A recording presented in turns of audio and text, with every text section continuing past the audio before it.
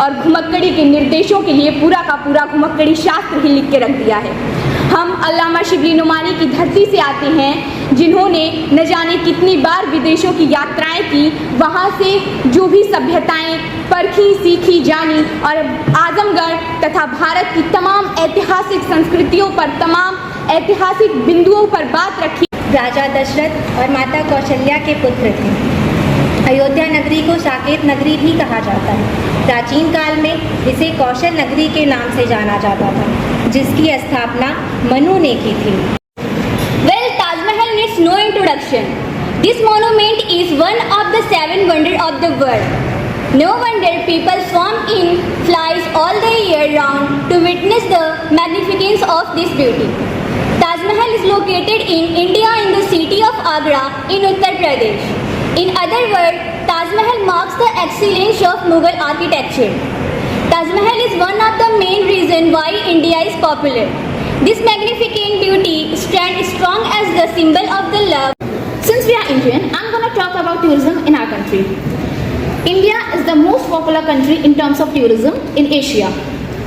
Uttaranchal or Uttarakhand is most renowned in terms of cultural tourism industry. Places like Himalayas, Almora, Rishikesh, Kedarnath, Badrinath, etc. are located in this place.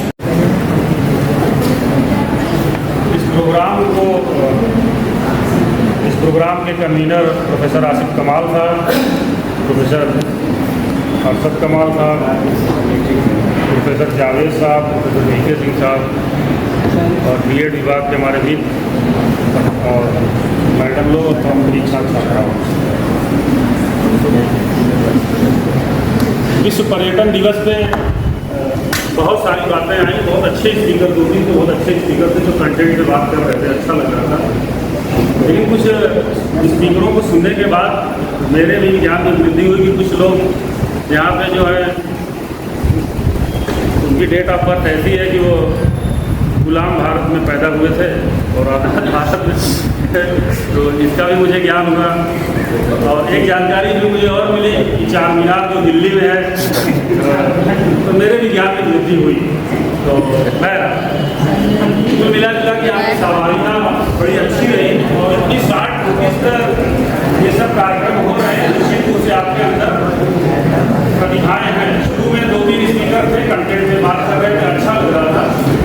लेकिन चूँकि हम एक शिक्षक हैं, हमारा काम है आपकी तरबियत करना, आपकी कमियों को बताना। मैं कुछ तकनीकी बिंदु भी चर्चा करूँगा, क्योंकि इस तरह के इवेंट को मैं ऑर्गेनाइज करता रहता हूँ। इस तरह के एक्टिविटीज़ में फील्ड से मेरा बहुत गहरा ताल्लुक है और मैं एक फील्ड का ट्रेनर हूँ। आपने जो ये सब चार्ट वगैरह बनाए हैं, चार्ट और पोस्टर में एक फ़र्क होता है। ऑनरेबल जजेस को भी इस तरफ ध्यान में आकर्षित करना चाहता हूँ। जब आप बड़े प्लेटफॉर्म पे जाएंगे, मेरे जैसा जज होगा तो काट के 0 करेगा। जब कोई चीज़ चार्ट, जब हमेशा कोई पेंटिंग की जाती है वो चार्ट पे की जाती है और वो पड़ा होना चाहिए। अगर उसी पेपर को आपने ऐसे कर दिया, अगर ये पेपर को आपने ऐसे कर दिया तो ये चार्ट कहलाएगा, सॉरी पोस्टर कहलाएगा। और आप जब इस प्रतियोगिता को हम पोस्टर प्रतियोगिता कहते हैं आम बोलचाल की भाषा में। जब भी आप कोई चीज़ इसे बनावें पोस्टर प्रतियोगिता में तो पोस्टर को ऐसे होना चाहिए। जैसे ही आपने ऐसे घुमा के कर दिया तो ये चार्ट कहलाता है। चार्ट और पोस्टर में बुनियादी फ़र्क इसको जानिए। कॉलेज में अपने लेवल पे, डिपार्टमेंट लेवल पे हम लोग जो कर रहे हैं, एलिवेट कर रहे हैं, अलग बात है। लेकिन जब इसके आगे वाले लेवल पे जाएंगे, पहला बिंदु ये होगा कि ये चार्ट है या पोस्टर। चीज़ें आप अच्छी बना रहे हैं, नो डाउट, बहुत अच्छी चीज़ें बना रहे हैं। देखते हैं, और ये अभी हमारे मित्र कह भी रहे थे कि इस कॉलेज में शोबे फाइन आर्ट होना चाहिए। वाकई लग रहा है कि आपके अंदर ये प्रिंसिपल साहब होते तो ये बात कहने में कोई गुरेज नहीं था, ताकि उनके बोझ गुजार होता, बात होती मन से और संचालन करता महोदय प्रोफेसर वीके सिंह जी भी कहता कि इस बात को यहाँ पे मजबूती से रखते कि हमारे बच्चों में हैं। बहर आपको मिला के अच्छी चीज़ है और क्योंकि ये पूरे साल भर का एक कार्यक्रम है, निश्चित रूप से आप सीखेंगे। विश्व पर्यटन दिवस पे तरह तरह की चीज़ें आई।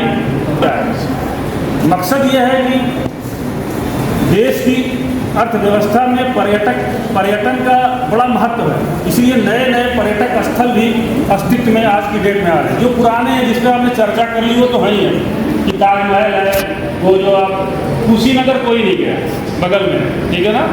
कुशीनगर जैसे सारनाथ की अहमियत है वैसे कुशीनगर की है। अभी पिछले ही साल हमने यही के बच्चों की एक हाइक की थी, पूर्वांचल विश्वविद्यालय ने एक जो है एज ए कन्वीनर मुझे, मैं चूँकि वीर बहादुर सिंह पूर्वांचल विश्वविद्यालय रोवर रेंजर का डिस्ट्रिक्ट कन्वीनर था, तो मेरे पास एक नॉमिनल अमाउंट था जिसमें मैं अपने बच्चों को ले जा सकता, तो मैंने वहाँ विजिट कराया था। जो बच्चे इसमें गए होंगे बैठे होंगे उनको पता होगा, उसका भी जिक्र होना चाहिए। लेकिन हम नए नए पर्यटक स्थल इस वक्त बना रहे हैं, बड़े बड़े सेंटर इस वक्त हैं। मैं चूँकि स्काउटिंग का ट्रेनर हूँ, स्काउटिंग से जुड़ा हूँ, हमारा नेशनल ट्रेनिंग सेंटर पचमढ़ी है पूरा। उसका जब आप इतिहास पढ़ेंगे तो कभी हमारा प्रेसिडेंट हाउस गर्मियों में सिर्फ रातियों राष्ट्रपति भवन बना हुआ है पचमढ़ी में, और मध्य प्रदेश का गवर्नर हाउस भी बना हुआ है, सबसे बड़ा कैंटोनमेंट एरिया है, और एडवेंचर एक्टिविटीज़ के लिए जाना जाता है। वहाँ पर इंटरनेशनल एडवेंचर एक्टिविटीज़ भी कराई जाती है।